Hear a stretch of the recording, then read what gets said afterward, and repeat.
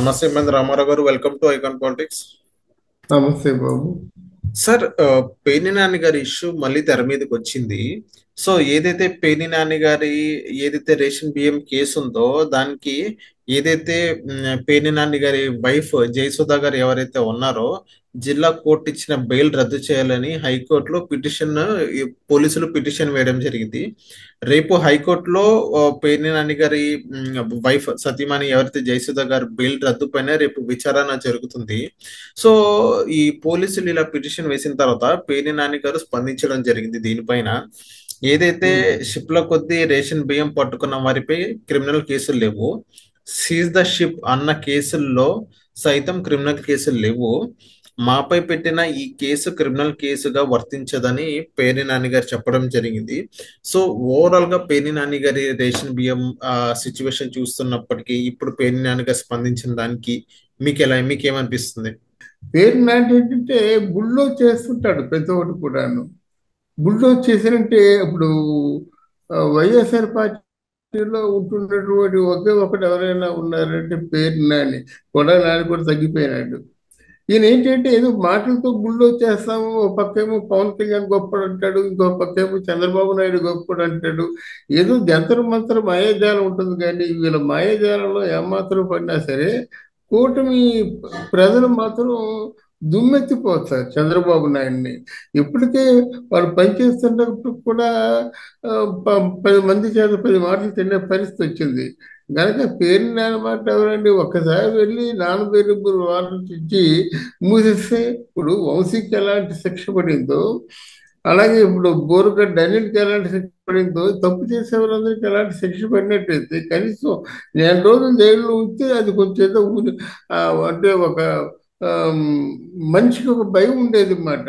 మళ్ళీ తప్పు చేయాలంటే గుండెల్లో వణుకు వచ్చి ఉండేది. అలా కాకుండా తప్పుని సావధానంగా అండ్ నిదానంగా ప్రోత్సహిస్తూ వెళ్తున్నారు కూటమి ప్రభుత్వం. దీన్ని నేను వ్యతిరేకం. ప్రజలకి ఏదైతే కీడు చేస్తుందో దాన్ని మీరు ఆచరించవద్దు.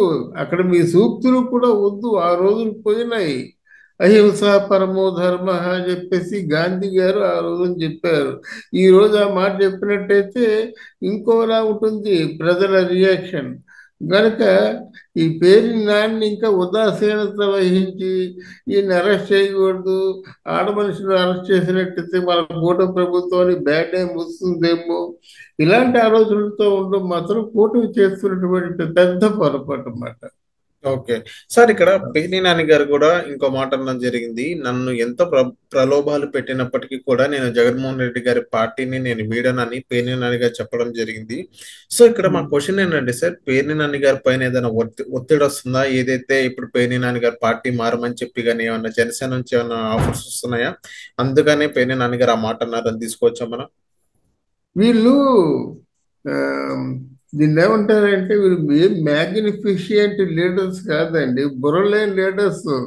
వీళ్ళు తీసుకున్నట్టుది వాళ్ళకి అసలు అర్థం ఉండదు. బోరగడ్డ అనిల్ కుమార్ ఎలా అంటాడో, పేరు నాన్న ఎలా అంటాడో, కొడాలి నాన్న ఎలా అంటాడో వాళ్ళని లీడర్గా చూసే రోజులు పోయినాయి. ఈరోజు సామాన్యుడికి పొలిటికల్ లీడర్ కంటే ఎక్కువ అనుభవం ఉంది, ఎక్కువ ఓకే. దూరంగా ఆలోచించగలుగుతున్నాడు. అంటే ఎంతో మంది ప్రలోభ పెట్టారంటే ఎవడు పెడతారండి ప్రలోభం? తిరిగి వీళ్ళు కోర్టుకి ఇచ్చినా సరే చేర్చుకునే వాళ్ళైతే ఎప్పుడో చేర్చుకునేవారు. నాకు ఇదంతా హమ్మకు మాట. నేను లేకపోతే ఈ పార్టీ లేదని చెప్పుకునేటువంటి దురాలోచన అందరికీ ఉంటుంది సహజంగా. ఏ రాజకీయ నాయకుడిని కదలేయండి రోజు పేరు నాని, గొడవ నాని, ఆ, అనిల్ కుమార్ యాదవ్ ఎవరు చేసే నీ లేకపోతే వైఎస్ఆర్ పార్టీ ఎక్కడండి? అలాగనుకున్న విజయసాయి రెడ్డి ఎక్కడున్నాడు ఈరోజు? అలాగనుకున్న సజ్జల రామకృష్ణారెడ్డి ఎక్కడున్నాడు? డిజిటల్ మీడియాని శాసించేవాడు భార్గవ్ రెడ్డి ఎక్కడున్నాడు? వీరు కేవలం అనాలోచితంగా అమాయకత్వం వల్ల అలాగ ఆలోచించుకుంటారు. నన్ను అడిగితే వీళ్ళు ఆలోచించుకోవడం కరెక్టే, కానీ వీరిని నమ్మడం మాత్రం జగన్మోహన్ రెడ్డి గారి తాలూకు అది పెద్ద ఫూలిష్నెస్ అన్నమాట. దాన్ని మూల్యం చెల్లించుకుంటారు. ఒక మాట చెప్పదలుచుకున్నాను, వైసీపీ పార్టీ తాలూకు పతనం ఎవరు ఊ, పనిగట్టుకొని పతనం చేయలేదు. తన పార్టీని తనే తొక్కుకున్నాడు, తన వర్గాన్ని తనే దోచుకున్నాడు. అందరికీ దూరమైన వ్యక్తి అంటే కనీసం తల్లికి చెల్లికి కూడా దూరమైన వ్యక్తి ఎవరైనా ఉన్నారంటే అది జగన్మోహన్ రెడ్డి. గనక ఓకే. ఉండేదేదో పోయేదేదో అని మళ్ళీ వచ్చేసరికి పార్టీలో ఈ ఐదుగురిలో ముగ్గురు పోతారో ఇద్దరు ఉంటారు. ఆ ఇద్దరు ఏం చేసుకుంటారండి? ఏం మూట కట్టుకుంటారండి? అసలు పార్టీ అవతల పక్క మీకు ఎలా ఉందంటే ఆ, ఒక ఉమ్, ఒక పెద్ద బండని తొలిచేస్తుంది పందికొక్కు. తొలిచేసినట్టు బయటికి పెద్ద బండలాగా ఉంటుంది కానీ లోపల అంతా తొలిచేసి ఉంటుంది. ఒకసారి విరిగి పడిపోతుంది అన్నమాట. అలాగే ఈ వైఎస్ఆర్సీపీ తాలూకు పార్టీ బయటికి బాగా కనిపిస్తుంది కానీ లోపలంతా గుల్ల. అది ఎప్పుడు పేలిపోతుందో ఎప్పుడు బూడిదైపోతుందో కూడా తెలియదు. ఎందుకంటే ఈ ఓకే. విషయాన్ని చాలా స్పష్టంగా తలుచుకున్నాను. ఇకనైనా మీరు అసలు చేయవలసింది ఏంటంటే ఈ తలకాయ నొప్పులు ఈ దరిద్రపు వాగుళ్ళు మానేసి ప్రజా సంక్షేమం కోసం కూటమితో కలిసి పనిచేసి కూటమి ప్రభుత్వానికి పనిచేసే అవకాశం ఇవ్వకుండా వీళ్ళు ఇంటర్ఫీరెన్స్ ఉండి వీళ్ళు ప్రజలకి దగ్గర అయితే మళ్ళీ బతికి బట్ట కడుతుంది. అంతేగాని మేము చేసింది 100కి 200% మేము చేసాము, బాగా పరిపాలించాము, అయినా ప్రజలు మా కూటేయలేదని చెప్పడం హాస్యాస్పదంగా లేదు. అవును అందువల్ల సార్. ఇలాంటి కానీ కానీ ఇక్కడ సార్ ఇక్కడ పేర్ని నాని గారి వైఫ్ చూసుకున్నట్లే జయసుధ గారు పాపం ఏమీ తెలియని అమాయకురాలు అనుకోవచ్చు. ఎందుకంటే జయసుధ గారు పేరు అడ్డం పెట్టుకొని పేర్ని నాని గారు అక్కడ అక్రమాలు చేసే ఉంటారు, చేయరని నేను చెప్పను. ఎందుకంటే ఆయన మీద కేసులు బరాయించే దాని ప్రకారంగా మేము మాట్లాడుతున్నాం. సో ఈ రకంగా చూసుకున్నట్లయితే ఇప్పుడు జయసుధ గారు బలయ్యారని చెప్పుకోవచ్చు కదా పేర్ని నాని గారి వల్ల, లేకపోతే జగన్మోహన్ రెడ్డి గారి వల్ల అయినా. డెఫినెట్ గా అండి. నిన్న P4 చూసారా? చూసా. P4 ఒక రేపొద్దున చట్టం రాబోతుంది. పబ్లిక్ ప్రైవేట్ ప్రాపర్టీస్ ఏదో ఉంది. మొత్తం పార్ట్నర్షిప్. P4 మా 4 Pలు. దాంట్లో డెఫినెట్ గా వైఎస్ఆర్ పార్టీలో ఏ ఏ ఎమ్మెల్యే ఎంతెంత వరకు భూములు వాళ్ళ పేర్ల రిజిస్ట్రేషన్ చేయించుకున్నారో దానికి పాటుపడినటువంటి స్టాఫ్, ఎంఆర్ఓలు, రెవెన్యూ వర్క్ అందరి తాలూకు పేర్లు ఉన్నాయండి. ఎంత కొల్లగొట్టారో అది ఉంది. డెఫినెట్ గా యాక్షన్ తీసుకోవాలి. యాక్షన్ తీసుకోకపోతే రేపు పొద్దున ప్రభుత్వాన్ని కొనసాగించలేరు కూటమి ప్రభుత్వం. అది ఓకే. కూటమి ప్రభుత్వం. ప్రభుత్వాన్ని కొనసాగించాలంటే ఎంత దోచుకుపోయినారు వీళ్ళు. ఎన్ని లక్షల కోట్లు. ఆ అన్ని లక్షల కోట్లు ఎవరి? ప్రజలవి. అన్ని లక్షల కోట్లు బయట ఉండిపోయినట్టయితే ప్రజలకు ఎక్కడి నుంచి తెస్తారు? వాళ్ళు గబగబా సెంట్రల్ గవర్నమెంట్ ఏవో కొన్ని అనుమతులు ఇచ్చి కొంత డబ్బు మూలధనం ఇచ్చారు, ఫండ్స్. తర్వాత అంతకంటే ఎక్కువ ఇవ్వలేరు కదా. అంతకంటే ఎక్కువ ఇచ్చినట్టయితే ఇండియాలో ఉన్న పార్టీలన్నీ కూటమి ప్రభుత్వాలన్నీ కూడా తిరగబడతాయి. ఆ తిరగబడి వాళ్ళ ప్రభుత్వం కూలిపోయే పరిస్థితి తీసుకురారు కదా. గనక వీళ్ళు అవును.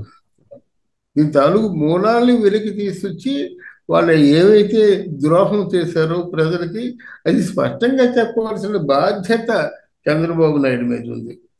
సార్ ఇప్పుడు పోలీసులు వేసిన పిటిషన్ దానిపైన మీరు సమర్థిస్తారా సార్? ఆ బెయిల్ రద్దు కేసు సంబంధించింది పిటిషన్, బెయిల్ రద్దు చేయమన్నారు. ఆ పిటిషన్ పైన మీరు సమర్థిస్తారా? ఇదమ్మా ఇది ఏదైతే ఇది పోలీసులు ఏదైతే పోలీసులు పేర్ని నాని గారి వైఫ్ ఏదైతే వాళ్ళ మీద ఏదైతే కేసులు ఫిరాయించారో దాని మీద బెయిల్ రద్దు చేయమని పిటిషన్ వేయడం జరిగింది. ఆ పిటిషన్ పైన మీరు ఏకోపిస్తారా సార్?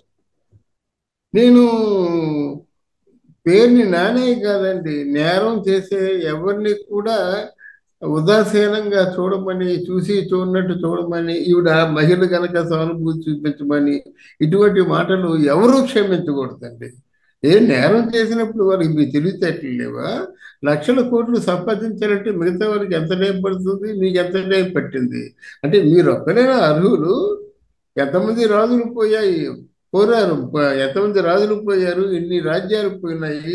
అంటే వందల వేల ఎకరాలు ఉన్నటువంటి రాజులందరూ ఈరోజు ఎక్కడున్నారండి? సాదా సీదా ఇళ్లలో ఉన్నారు. ఏటి వాళ్ళు చేసుకున్న పాపం, ఏమిటి వీళ్ళు చేసుకున్న పుణ్యం? వేషాలు వేస్తున్నారా మీరు వైఎస్ఆర్సీపీలో ఉన్న నాయకులు? ప్రభుత్వ ధనాన్ని, ప్రభుత్వ సంస్థల్ని, ప్రభుత్వ తాలూకు భూముల్ని కొలగొట్టడానికి మీకు ఎవరిచ్చారు అధికారం? అంటే ముఖ్యమంత్రి అయితే దోచుకోవచ్చు అన్నిటి. దోచుకోండి. ఓకే. ఏ రోజున ఒక 1,00,000 రూపాయలు స్టాంప్ పేపర్ మీద ఏమో రాసేసుకోండి. ఆంధ్రప్రదేశ్ సెపరేట్ ఐలాండ్ లాగా దీన్ని మరి పరిపాలించండి, ఎలక్షన్ లేకుండా జీవితాంతం జగన్మోహన్ రెడ్డి ముఖ్యమంత్రిగా ఉంటాడని చెప్పేసి ఉడంబడికి రచించుకోండి. ప్రజలందరికీ మనిషికో రూ. 1,00,000 ఇచ్చేసి ఏంటండి వాళ్ళ వేషాలు, నోటుకు వచ్చినట్టు మాట్లాడతారు. అసలు మాట్లాడనిచ్చే అవకాశం ఎందుకు ఇచ్చారండి? ఇకపోతే పేరుని నాని తాలూకు పర్సనల్ విషయం కూడా కొంత ఇబ్బందికరమైన విషయం. ఆయన ఫ్యామిలీలో ఇప్పుడు మీరు చెప్పుకుంటున్నటువంటి వ్యక్తి ఆయన భార్య కాదు అనుకుంటాను నేను. వినండి, ఓకే. ఆయన భార్య కాదు అనుకుంటాను. మరి ఈవిడే అఫీషియల్గా భార్యలాగా చలామణి అవుతున్నప్పుడు కూడా వాళ్ళ ఇంట్లో ప్రాబ్లం ప్రతి ఇంట్లోనూ ఉంటుంది, ఏదో ఒక డిస్ప్యూట్. అట్లాంటి డిస్ప్యూట్స్ మధ్య ఉన్నాడు పేరుని నాని. అది అందువల్ల ఈ విషయంలో ఆయనకి ఏం సానుభూతి ఉండదు. బట్ గ్రాడ్యువల్గా నెమ్మదిగా వాళ్ళు ఇరికిస్తారు, లోపల ఉంచుతారు అన్నమాట. అంతేగాని వీళ్ళు ఎవరిని వదిలిపెట్టరండి. దానికి ఓకే. రెడ్ బుక్ రాజ్యాంగం చెప్పాల్సిన అవసరం లేదు. ఇంత ద్రోహం చేసిన తర్వాత ఇంకా మళ్ళీ వదిలిపెట్టడం ఏంటి? వదిలిపెట్టినట్టయితే ఓకే. వచ్చేసారి కూటమి ప్రభుత్వం గెలవదు. Okay. So thank you sir, మ్యాక్ పాలిటిక్స్ వచ్చినందుకు.